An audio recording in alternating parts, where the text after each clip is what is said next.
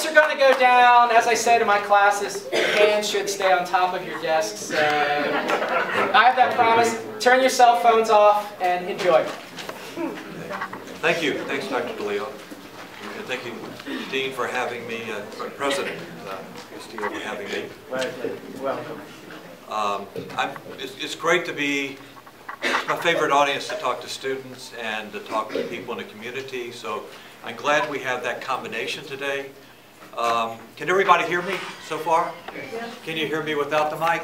Yes. Yeah? Yeah? Okay. I'd rather do that so I can move around a little bit. They're a 45-minute presentation, so I know a lot of people or students and have to have a 1 o'clock class. My feelings would be greatly hurt that you make your 1 o'clock class, but I'm going to try to live with it. And what I want to show you today is really, for the students, is you know, what happened when I got out of college. I got a Bachelor of Arts at the University of Tennessee. I had a major in philosophy. But during college, I fell in love with photography. And it was just the most serendipitous and fortuitous thing that happened in my life.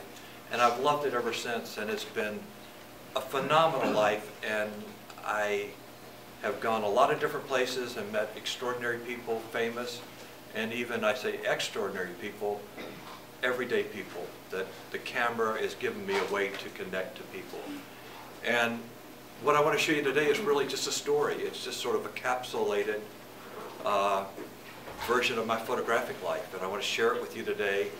And if you like, I was going to do a Q&A after the presentation, but if you have questions, shout them out, and we'll do it that way. And we'll also do questions at the end. So we'll get the lights down. I'm going to try to, let's see if I can. Okay, you all prepared for that? It's going to get dark. Okay. Okay, so I got out of college in 1972, 73. Economically, it was just like now. There was a real brutal recession. Newspapers weren't hiring, and I had developed a portfolio in college by working at the school newspaper. And that was one of the real formative experience in my life of working for the school newspaper, learning what it meant to be a photographer and communicating with the camera. And I finally I could not get a staff position on any newspaper. They weren't hiring, they were letting people go. And finally, the afternoon newspaper in Miami offered me a job as the darkroom technician. I took it. I did, did 9 months of not getting anything. And finally, I got to be a staff photographer when a senior guy quit. And this was a picture of an officer. His name was Vernon Hetherington, and he was the featured police officer of the week. And I met him at 36th Street and 17th Avenue, Miami. He came in on his day off, and to have his picture made to be in the paper because he'd done a great job in a high juvenile crime area. And this is like my first assignment for the paper, or early in the first year. And while I was photographing him, an armed robbery took place down the street. Shots were going off because you see this car coming around the corner. If you look, you see the driver ducking. The driver is ducked, and I think firecrackers are going off. But it's this guy running down the street, and he has a gun, and he's shooting at the car trying to hit it because he's just been robbed by these two gunmen. He was in the dentist office having a tooth filled with a cavity. And the gunman came in and held up the dentist office and stuck them all in the closet, but they didn't lock the door. And the guy was so mad about the tooth filling. He burst out of the closet, and he, just like in Miami, I don't know why, he had a handgun in his glove compartment, grabbed it out of his car, and he's running down the street, and the glass behind us is popping out because he's not a good shot. He hit the car. Somehow the police officer, the policeman of the week, has figured all this out. I mean, extraordinary skills, and he pulled his gun, and he's shooting at the car. He's shot and knocked all the passenger glass out, and he's wounded both the driver and the passenger. And this is what happens in photography. What's wonderful. What makes the picture is the surrealness of this girl was just skating down the sidewalk. It was just 12 o'clock on 17th Avenue, and the car crashes. The man holding out his hand has been shot twice. But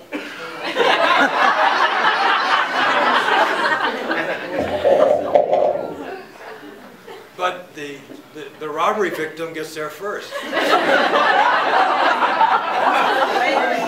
And there's a wonderful detail on why you can tell he's been robbed. Anybody see it?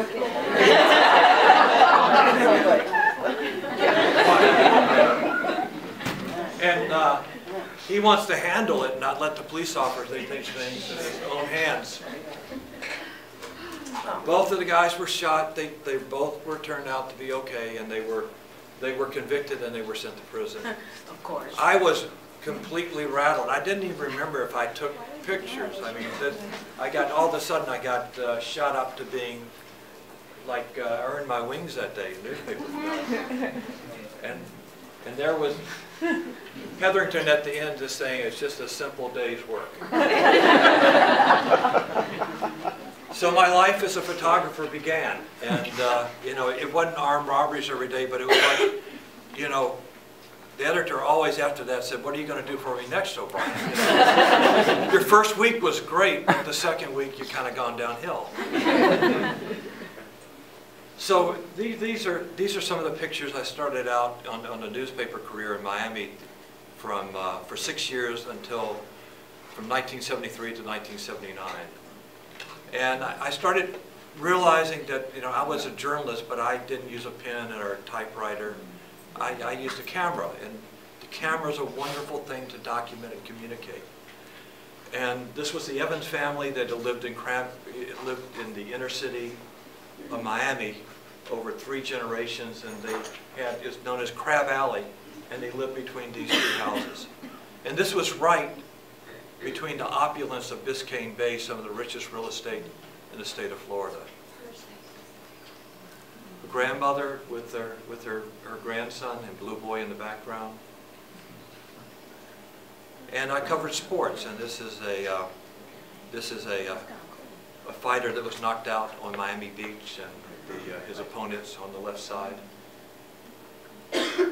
And one of my favorite pictures is just is not a big star, but it's just a simple moment of everyday life of a high school quarterback with the cheerleader, you know.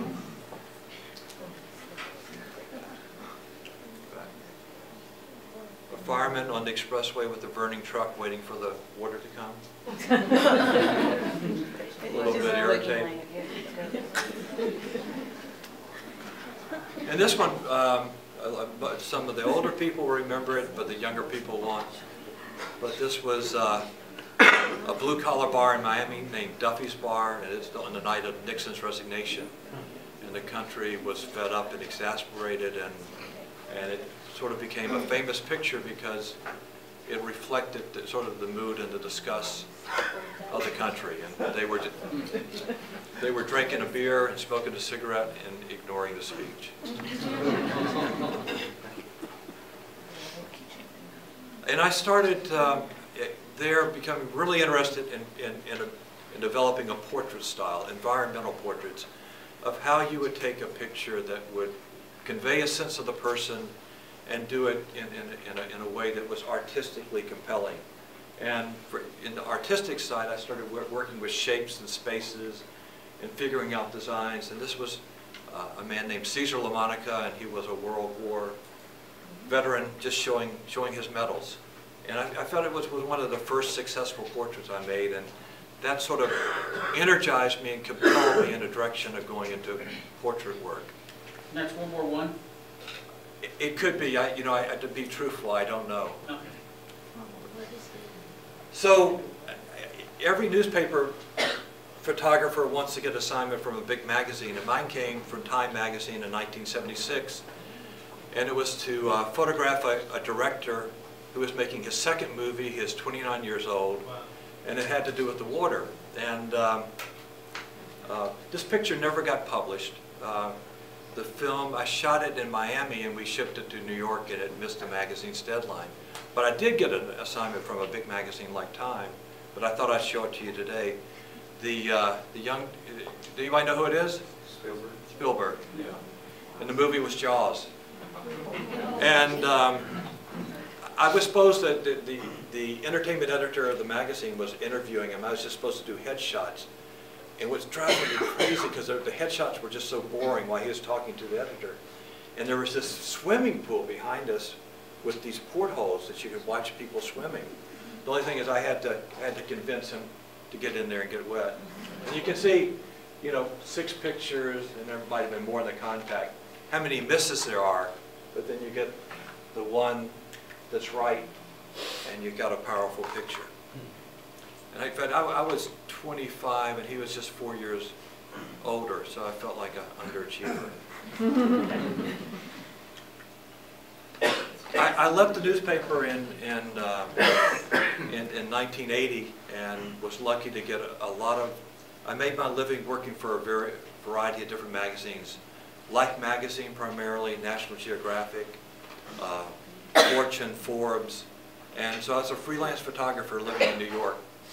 And this one was one of my, this set of pictures is from Australia, and I got an assignment from the director of photography to go do a depiction of the country through doing portraits of its people and citizens. And this is Danny Perry, who is a worker on a ranch station, a big ranch in Queensland, Australia. This is in Broken Hill, Australia, an Aborigine named Fred Brown. A station in Broken Hill with 2 station hands. This was fun. This was in Sydney. This is the Iceberg Club, and these people swim in the ocean throughout the year, and that's their swimming club. And again, I started interested in the spaces and how to capture the character of the people that I was photographing. Rick Seymour, who worked as a slaughterman in Sydney. And I love this picture because of the contrast of the angelic looking face and you know, the evidence of his work. And Lily Cowley, who is a school crossing guard. And I asked her what her job is to keep the kids from getting hit by cars.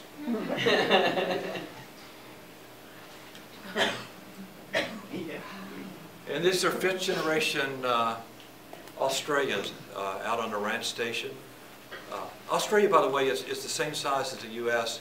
It has 23 million people as opposed to the U.S. that has about 350 million. So when you have a station, your closest neighbor might be 150 miles from one another.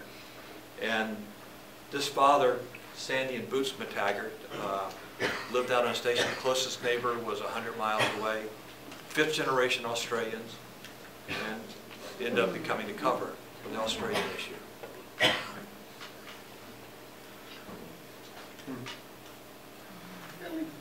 Willie, our own, who's part of the mythic character from Abbott, Texas.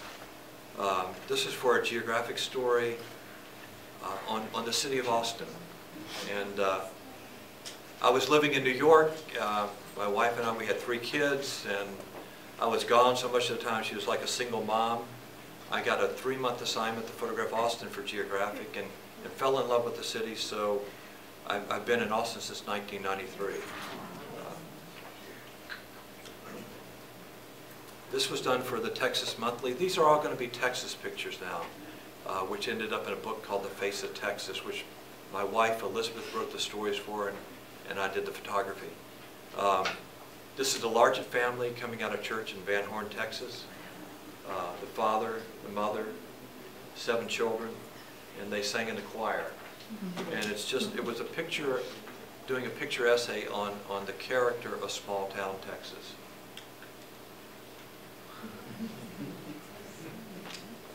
This is Obie Satterwhite in Luling, Texas, just up I drove through Luling today. And Obie is the guy that he ran out on the football field with all the cheerleaders for 25 years, and everybody in the town knew him. And Texas Monthly assigned me the photograph to him, and you know, he's just wearing sort of plain clothes. I said, "Do you have any dress-up clothes?" And he took me in his closet, and he had a shark skin suit. So we came to the main street in Luling and made the picture.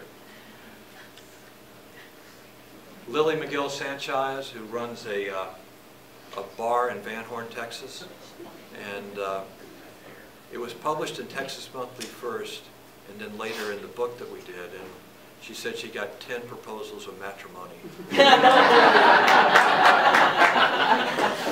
That's success.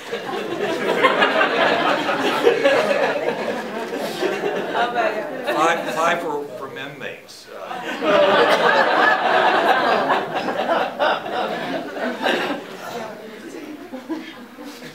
This is in Waxahachie, and it's like the Shriners, a group called the Odd Fellows. And this is the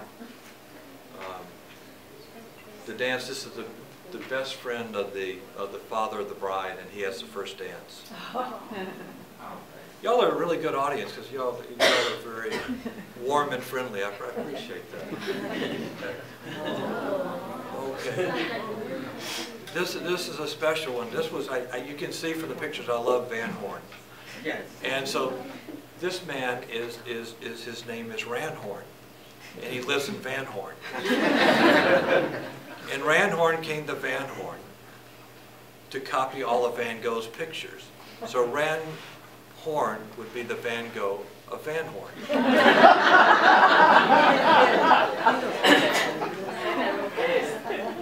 Texas is great. And that's his Chihuahua, whose name is Lillian. It was named after the silent film star Lillian Gish.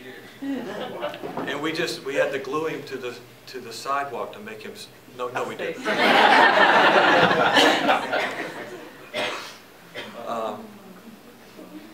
Bobby Kay, she was a rodeo queen of Texas, photographed in Green Hall, photographed for Texas Monthly. And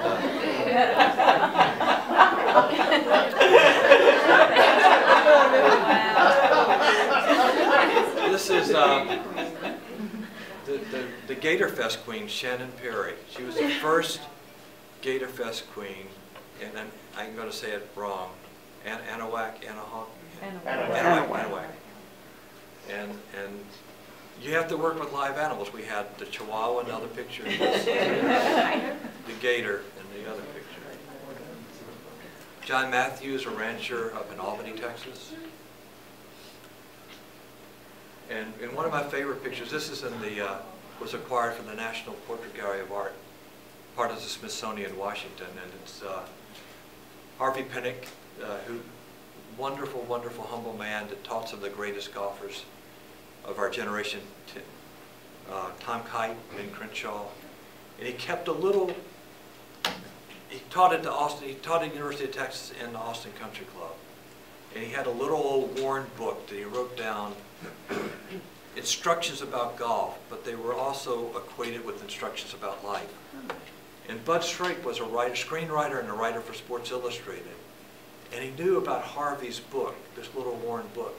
He said, "Harvey, I'd like to get with you and take these writings and these sayings that you've done over the year and make a book out of it." And Harvey said, I don't know why anybody would want to do that with you. He said, "Harvey, you're a great golf instructor. You're a great human being, and I just want to do it." And he took it, and they got Scribner's published it, and it became the Little Red Book of Golf, and it was a bestseller for about 10 or 15 years. And it couldn't have happened to a more humble, kind, nice, and generous man.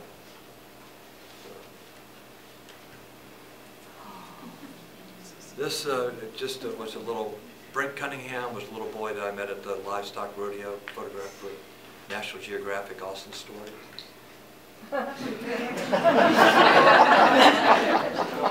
He could have been governor of the state. My favorite thing of Kinky Friedman was, and we wanted him to walk on water. I think this is heterodox. And but I remember him being interviewed while he was running for the, running for office, and they asked him about his qualifications, and he said, well, I'm 59, but I can read on a 62-year-old level.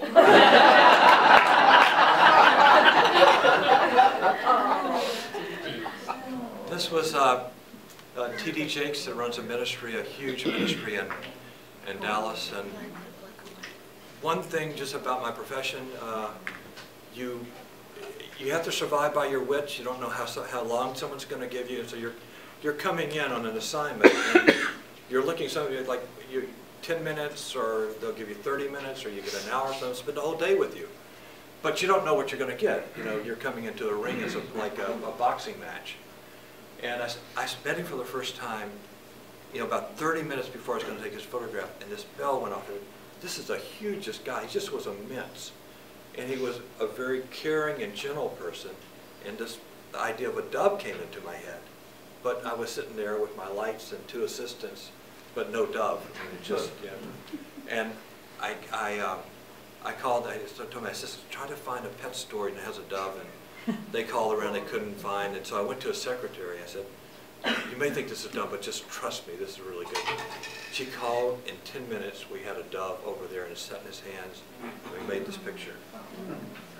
But sometimes you're lucky, sometimes you're not.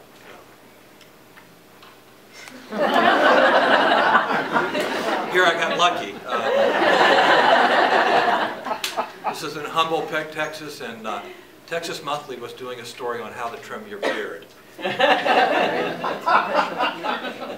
That's actually, in the chair, the member's name is Frank Beard, but Frank Beard doesn't have a beard. He didn't have a beard either. And another lucky, the younger kids like this, a Destiny Child and Beyonce in the middle. And sometimes with Willie Nelson and Beyonce, you cannot take a bad picture. Both. Well, she's better looking than Willie, but. And Isla Johnson, a teacher in Spur, Texas, who's taught, like this, so education and so forth. She's a small town school teacher, but she taught multiple generations of people who lived in Spur. And she was beloved by the whole community. And then it ended up in a book that came out in 2003. Willie Nelson was on the cover. I want to give credit to my wife, Elizabeth, who wrote wonderful stories and profiles that go along with each of the pictures. And I was telling Jeffrey, the only thing that I quibbled with is I don't think the designer made my name large enough.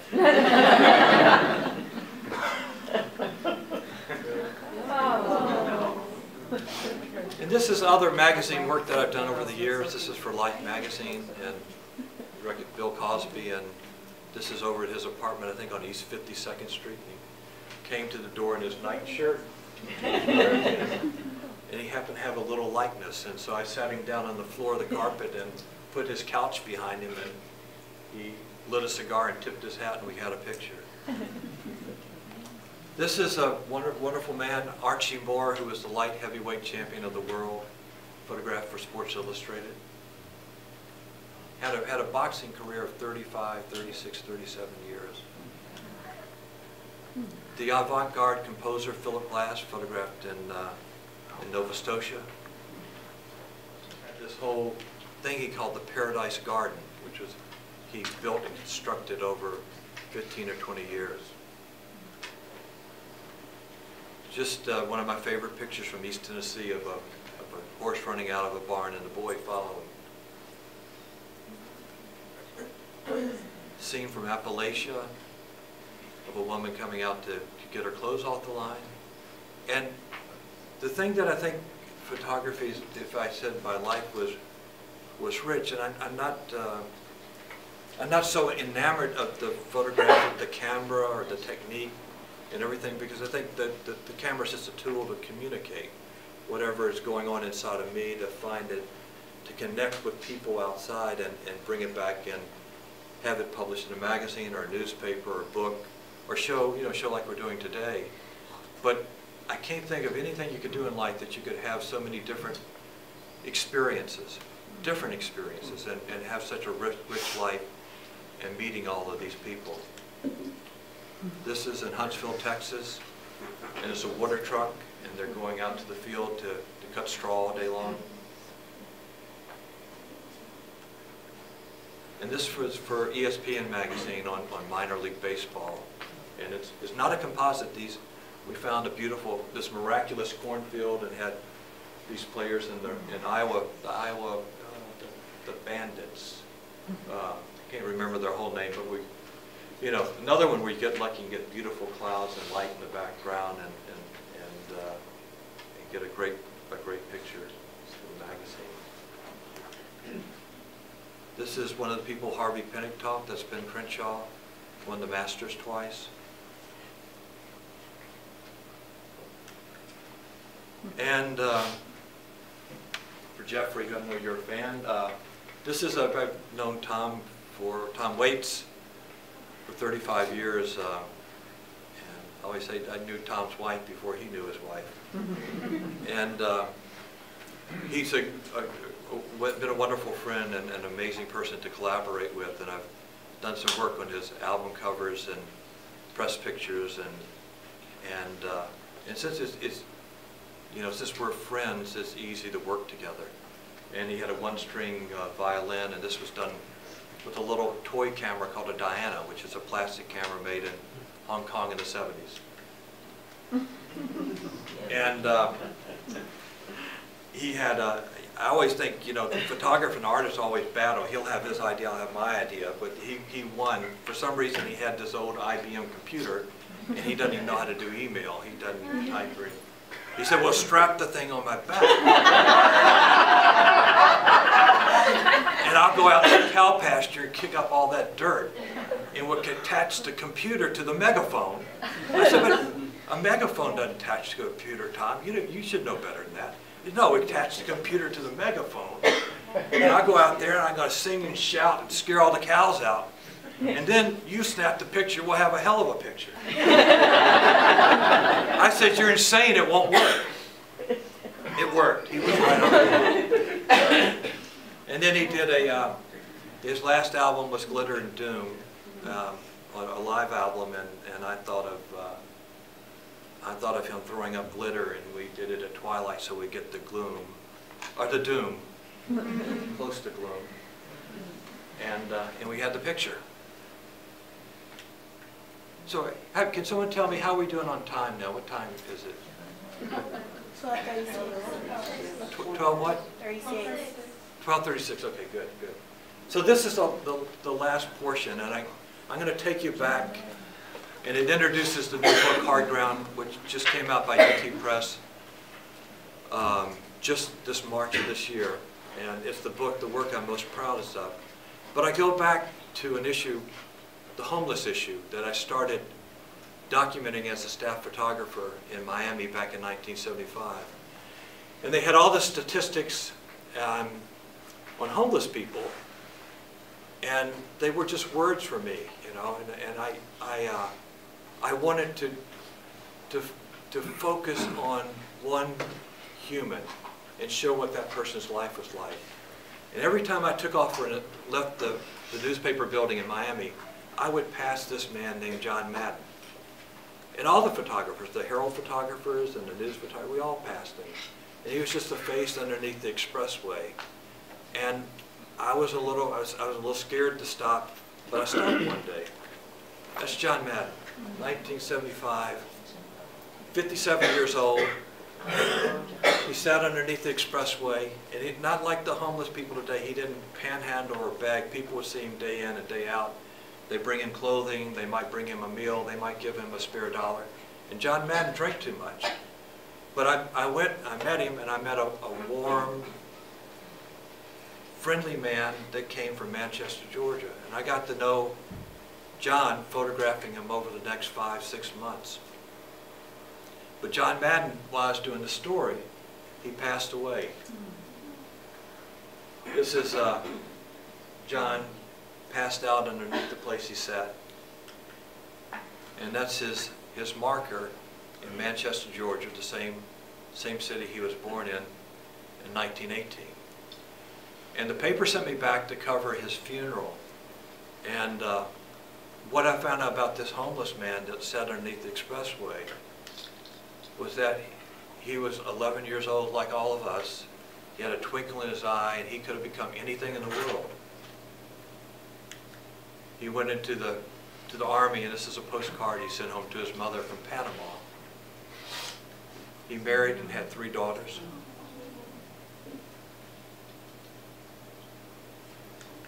But that's John Madden in 1975, starting his day 2 blocks away from Biscayne Bay.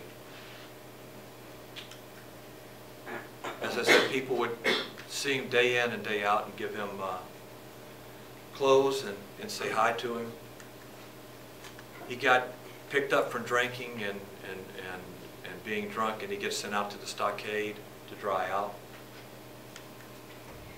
He was old. The young people, you know, would kind of ignore him. He was kind of, in ways, he was kind of really, really invisible.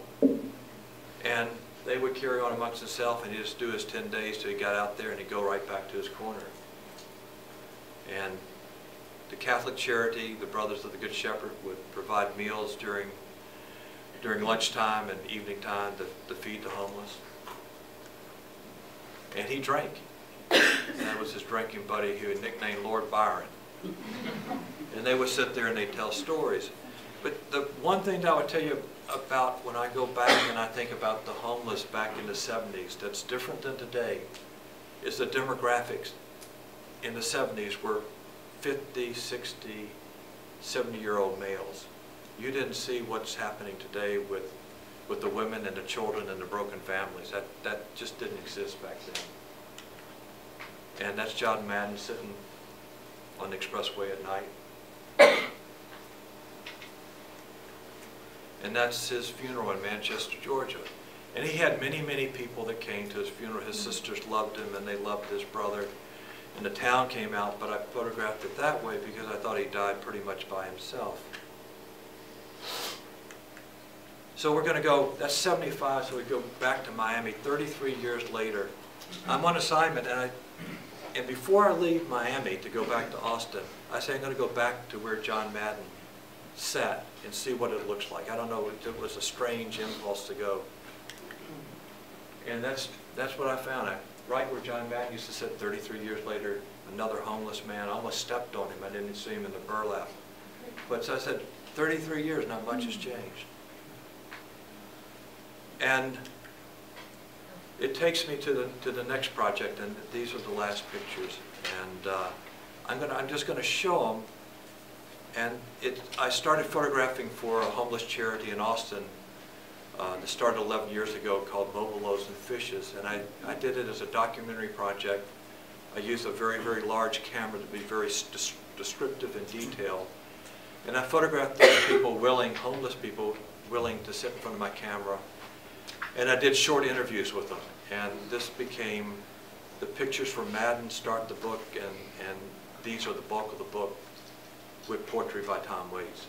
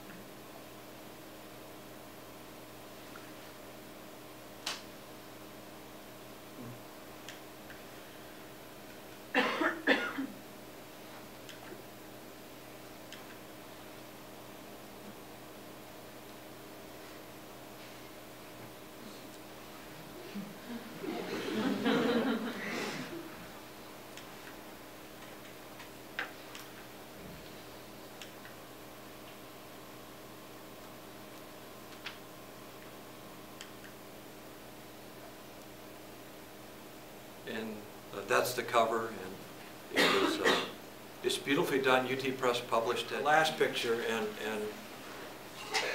it's a hopeful picture, and I know the homeless picture will make you think, and you'll wonder what happens and how to care for them, and we're all the common fabric of humanity.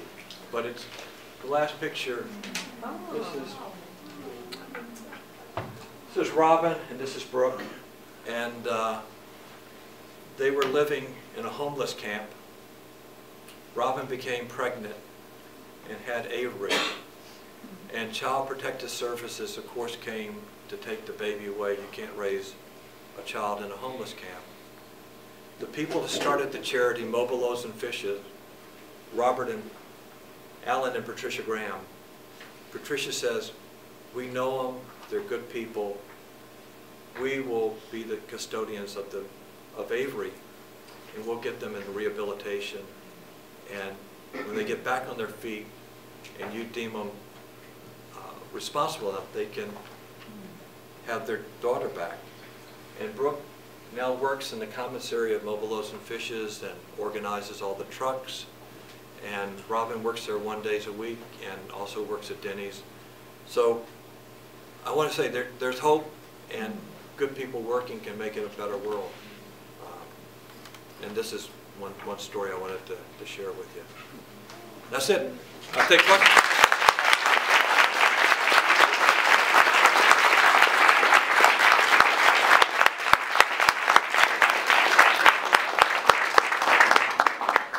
I think in your situation, if I were in your situation, dealing with not just the homeless but the rich and famous, my emotions would be raw. Does it sometimes get overwhelming to you, the emotional aspect of what you're photographing? Yeah, I mean the documentary stuff on, Madden would be the most, the best example, and you think. I'd grown to know him, and he was missing from his corner for a couple of days, and I was calling the jail, the stockade, all the places that I would go to find him, and I'd go and look where he slept, and he wasn't around. And I remembered that he told me that he was in the Army, and I called the VA, and he had died the day before. So that gets, yeah, it does get you,